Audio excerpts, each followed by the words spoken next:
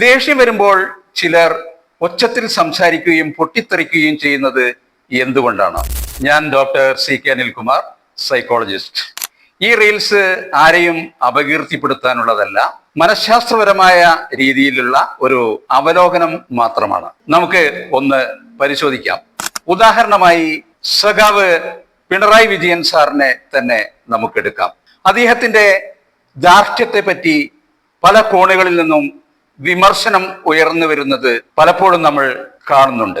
എന്താണ് ഈ ദേഷ്യത്തിന്റെ പിന്നിലുള്ള സൈക്കോളജി? സൈക്കോളജിയിൽ ഇതിനെ സ്ട്രെസ് ഇൻഡ്യൂസ്ഡ് വോയിസ് ഷിഫ്റ്റ് എന്നാണ് പറയുക. അടുത്ത സമ്മർദ്ദത്തിലാകുന്ന സമയത്ത് അയാളുടെ തലച്ചോറിലെ അമിഗ്ഡല ആക്ടിവേറ്റ് ആകും.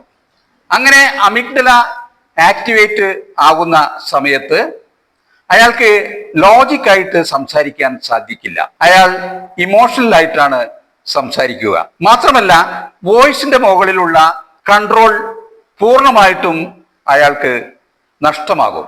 ഇനി എപ്പോഴെങ്കിലും ആരെങ്കിലും ഉച്ചത്തിൽ ഉറക്കെ സംസാരിക്കുകയോ പൊട്ടിത്തെറിക്കുകയോ ചെയ്യുമ്പോൾ ഒന്നും മാത്രം ഓർക്കുക, അയാൾ കടുത്ത സമ്മർദ്ദത്തിൽ ആയിരിക്കും.